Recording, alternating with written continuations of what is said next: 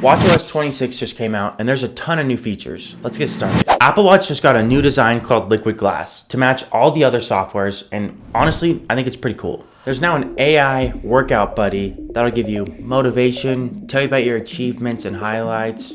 It's pretty weird, but it's there. The workout app has a complete redesign with actions in the corners to make it easier to change your settings, but honestly, to switch between workouts is harder now. So I don't know if this is a win or a lose. We just got a new feature called Contextual Hints, which gives you a new button on your Apple Watch face based on things like location and time and predicts what you're gonna do with your Apple Watch next. For example, I work out around the same time every morning, so now my Apple Watch shows up with a quick button to start a workout. Last year on the Apple Watch, we got the double tap feature, which lets you select things by just double pinching your fingers. But this year, we get the wrist flick, which lets you remove notifications by just flicking them away with your wrist. Your Apple Watch now adjusts the volume when you get notifications. When you get a notification, before your watch makes a sound, it'll check the sound around you to see how loud the environment is, then alert you with the perfect volume so it's not too quiet but not too loud. If you get a text in a different language, your Apple Watch can now instantly translate it to your language. There's one catch though. You have to have your iPhone near you, and the iPhone has to be Apple Intelligence compatible because that's how it's actually translating the language. We're finally getting smarter replies on the Apple Watch. With watchOS 26, when you get a text and you want to use quick reply, it'll suggest different messages, which will hopefully be a lot more helpful. The Notes app is coming to the Apple Watch, which at first I thought was kind of a ridiculous idea,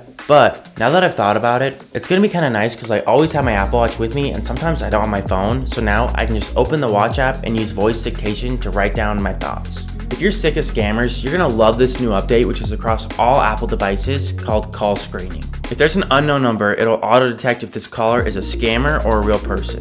Then, if it's a scammer, it'll just hang up the phone.